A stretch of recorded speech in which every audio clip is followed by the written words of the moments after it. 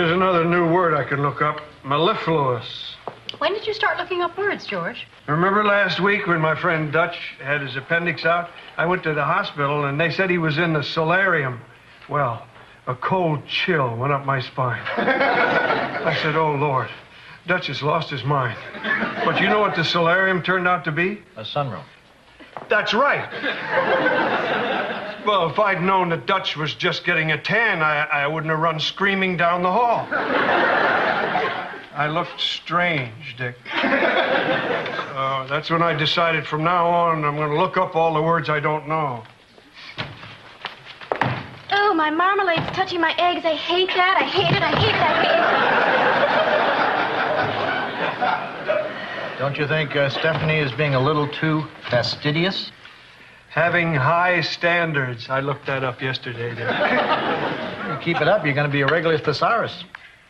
I'll be right back.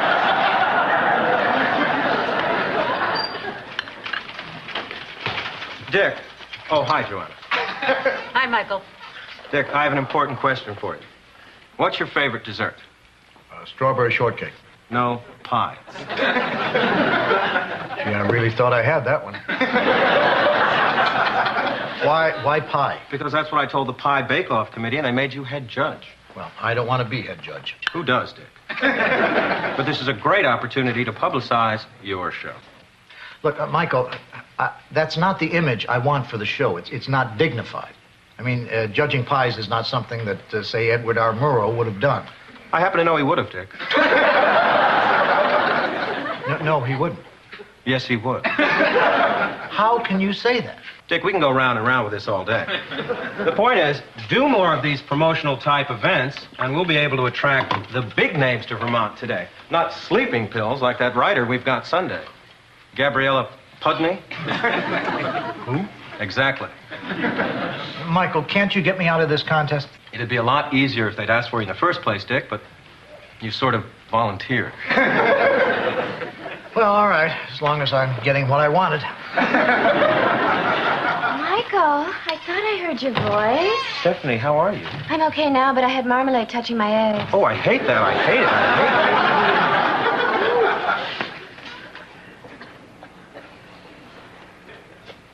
it. Harley? Harley Eston? Hello, Joanna. Hi, Beaver brother. Hello, Harley. Haven't seen you at the Beaver Lodge. You know, I didn't want to run the risk of over-beavering. Yeah, you don't have to tell me. I almost didn't recognize you, Harley. You look really handsome in that suit. Well, then I've been handsome for 3 days now. How's the job hunting going? Pretty good. I got one. Congratulations. When do you start? Well, I'm sort of doing it right now. Exactly what is it you're doing, Harley? Oh, I've got something for you, and it's got your name on it. Honey, isn't that cute? He's got a little sales pitch and everything. Here it is. This does have my name on it. Yeah, it's a subpoena. What? I'm being sued. For what? I'll tell you as soon as I find out. What is it, Harley? Well, I'm supposed to sell tickets to the Beaver picnic, and I figured, well, 2 birds with 1 stone, you know. Every year, as you know, the Beavers Harley, have... go home. Okay. I don't believe this. I'm being sued for plagiarism. What? I found out what thesaurus means. What's transpiring here if I'm not being too much of a thesaurus? Someone's accusing Dick of plagiarism. Be right back. They say I stole how to seal, grout, and plumb your way to a dream bathroom. Well, that's absurd. Don't get excited. This happens to writers all the time. Probably just some poor, pathetic, misguided... They're suing for $500,000. blood-sucking leech.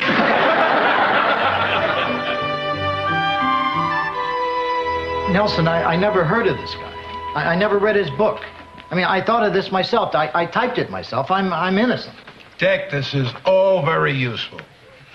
A lawyer loves to see this kind of conviction in a client. If I were in your shoes, facing what you're facing, I'd be a quivering mass of nerves. You would.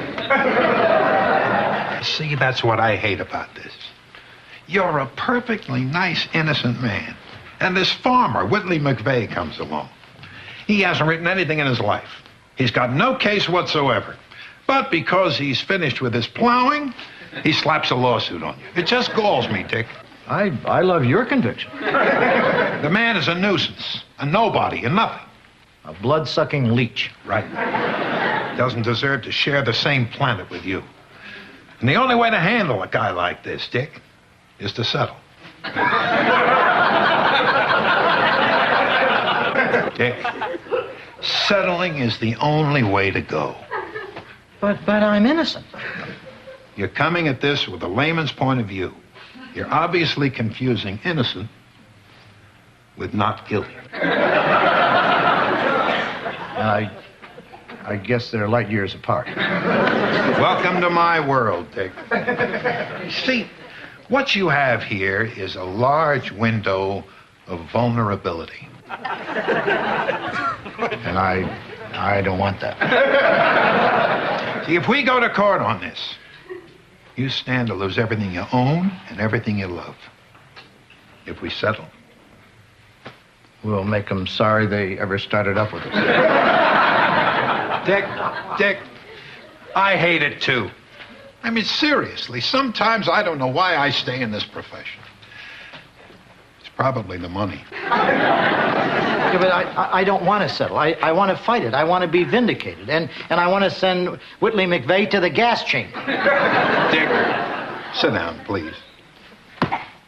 Now, we have two options here. The first option is we settle. Now, I once got a request for $500,000 knocked down to $3,500. Turns out all the guy wanted was a speedboat. Could happen here. The other option, the one that you spoke so eloquently for, we go to court. Your name is dragged through the mud. We could end up paying the $500,000. You're branded for life and you never get published again. Now, Dick, I'm flexible on this. Which one sounds good to you? Well, how's it going? Well, I don't know. Nelson's making some phone calls. We're going to settle. What? Dick, you're innocent. Well, I know, but apparently I'm not guilty. What are you talking about? I thought this McVeigh guy doesn't have a case. He doesn't, but it seems I have this big, vulnerable window. Honey, trust me, going to court is the last thing we want to do. Dick, they won't settle. We go to court.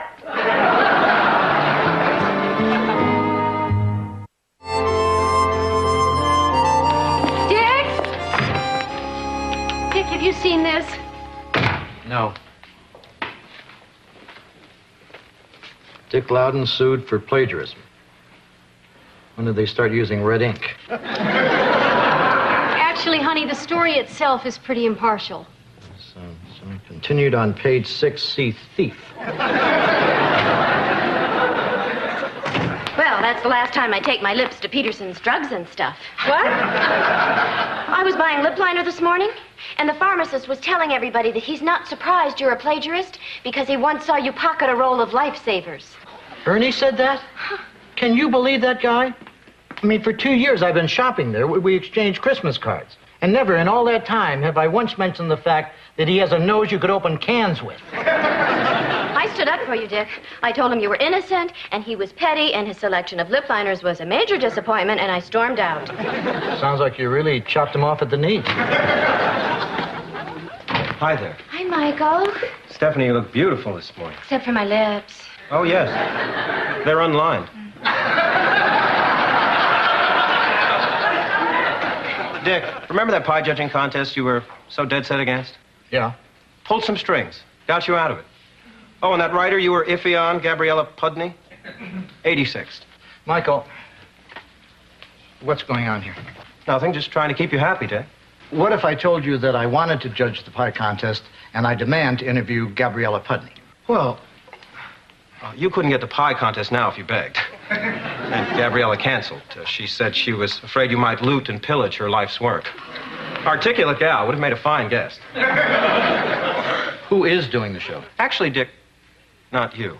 What? You mean Dick is fired? He's not exactly fired, Joanna, more like on leave. In the Army, people clamor for that. Michael, why is Dick off the show? Well, some of the guys at the station, not me, feel that a television host has to be welcome in their living rooms, and Dick won't be if they're afraid he might steal an ashtray. Dick has never stolen anything in his life.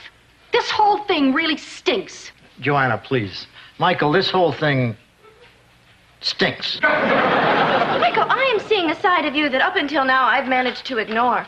But if the man I love can't support my good friend, then I'm just upset. Stephanie. I need some time to think. Don't call me. Don't try to see me. And if you think you can get to me by sending me gifts, I guess I can't stop you.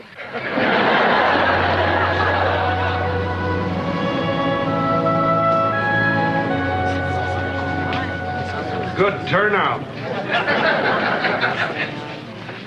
Oh, here comes the opposition now.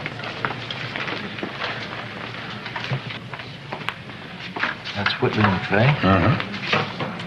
I'd like to give him a piece of my mind. No, bad form, Dave. Look, the reason you hired me is because you don't know your way around the courtroom. I do. And you're not to do anything here without my say-so. I am your only friend. You got that? Got it. Hey, Ali. Thanks for the opera tickets. They were just great seats. Glad you could use them.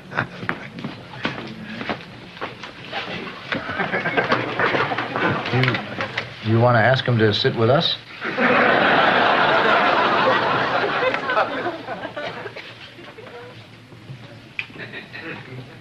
Hi, my name is Corky.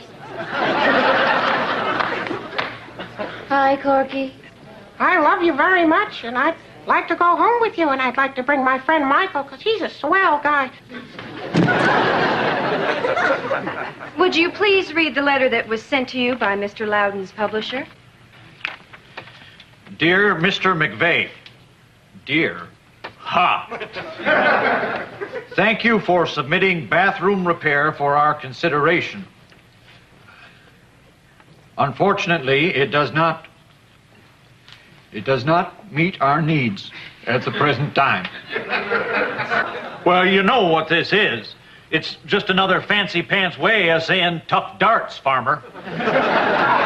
Mr. McVeigh, tell us, when did you find out about Mr. Loudon's dream bathroom book? It's about 3 months ago. I went into the hardware store, and I saw this book with a funny-looking guy on the back cover. It was him. Objection to the characterization of my client as funny-looking.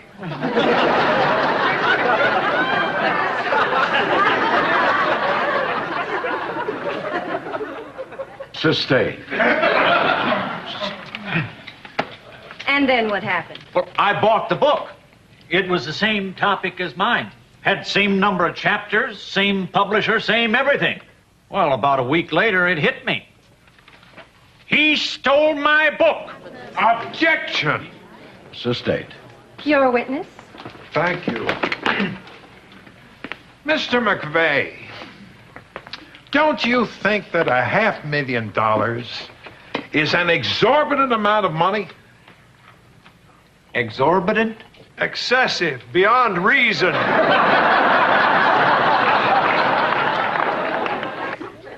Mr. Utley, let me ask you, why does Mr. Loudon require the services of a handyman? To do stuff around the inn. But Mr. Loudon is a how-to expert, isn't he? Why doesn't he do stuff around the inn himself? Well, I never thought about that. I guess maybe it's because Dick isn't real handy. Oh, he isn't. No, he does keep saying those who can do, and those who can't write books telling people who do how to do the things they do. I believe that expression is borrowed from George Bernard Shaw's "He who can does, he who cannot teaches." Now, wait, I think that Shaw guy must have got that from Dick, because that has Dick Loudon written all over it. Thank you, Mr. Utley. Mr. Loudon, I'd like to read a little to you, if that's all right. Sure. You have Treasure Island?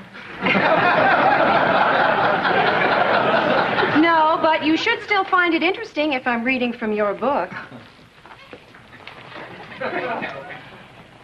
To change the faucet handles, simply remove both screws. Do you remember writing that? Well, it's not my best stuff, but... How about, you should choose the shower head that's right for you. Guilty. And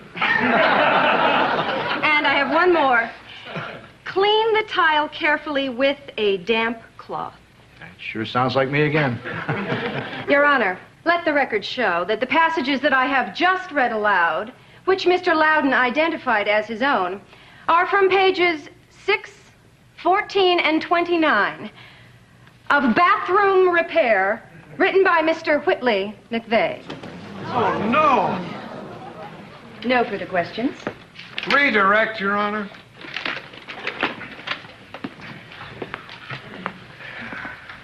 Dick, I'm taking a new tack. Stay with me on this. Mr. Loudon. If you wanted to remove the faucet handles in the bathroom, what's the first thing you would do? Remove the 2 screws. And if you wanted to advise someone on buying a new shower head, would you recommend that he pick one out that was, say, wrong for him? Not generally. Most people are happier with, say, one that's right for them. And what's the best way to clean tile? Send it out to the dry cleaners? Or you could run it through a car wash. Actually, the best way is to wipe it with a wet cloth. So when you and Mr. McVeigh were writing these things, you were simply reporting the facts. With a capital F. What you're really saying is, anyone could have written that book. What? Your Honor, I ask you, how can Mr. Loudon have stolen material which he himself admits could have been written by any fool? Nelson? By a child of 6. By a monkey with a typewriter. By a child with a monkey with a typewriter. By Mr. Whitley McVeigh. By Dick Loudon. What difference does it make? Objection. You're objecting to your own attorney? Well, they certainly aren't going to object. Your Honor, may I speak? You may. Of course, how-to books on the same subject have similar passages, but I mean, how many different ways are there to, say, remove the 2 screws? Remove one screw, then the other. Remove both screws. See those screws? Take them out. What's the difference? I'll tell you what the difference is. May I please have Exhibit A and B, please? Please.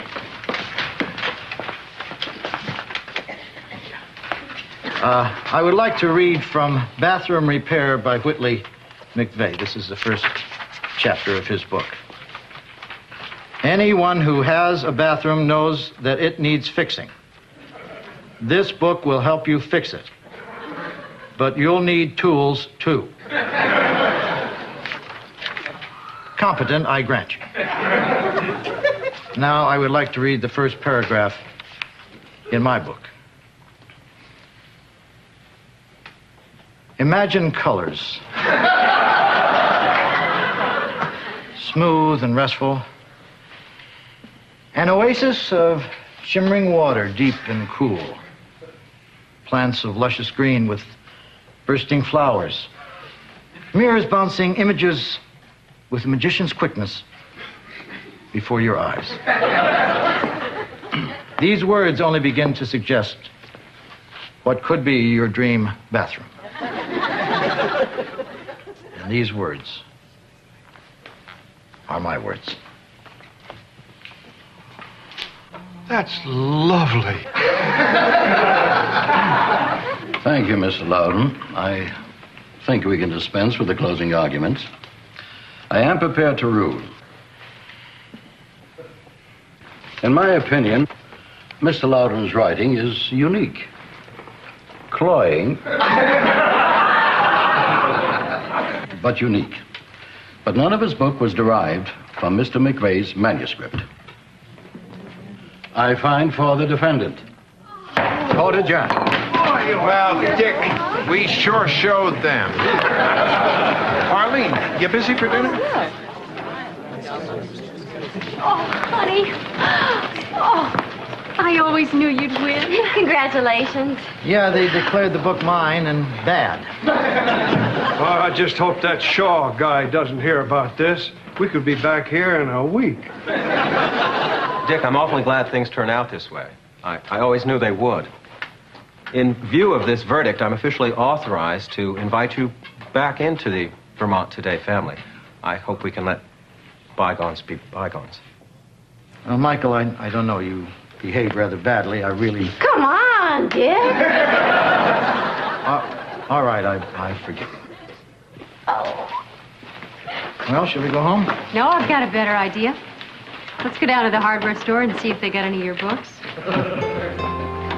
I still say you stole my book. Tough darts, farmer.